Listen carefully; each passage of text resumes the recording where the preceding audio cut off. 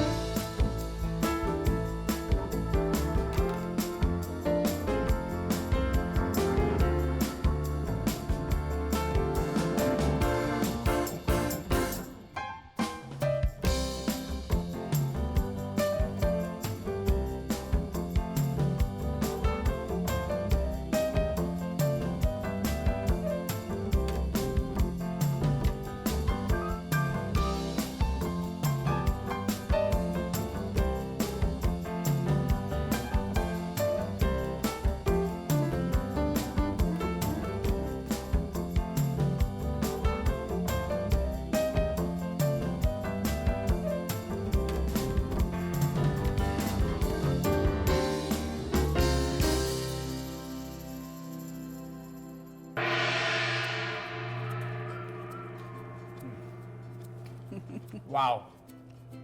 Oh, ang sarap. A magical mashup with brownies done two ways. Now that is doubly yummy. It's also delightful to look at, and you know what? This is a great start to a party. Oh my gosh, believe me, Joanne, this will be served in my next party. Goldilocks brownies, presto changeo. Goldilocks brownie parfait sampler. Joanne, you never cease to amaze me. Thank you, Lee. I'm happy to oblige. Well, Joanne, you definitely earned your brownie points. High five!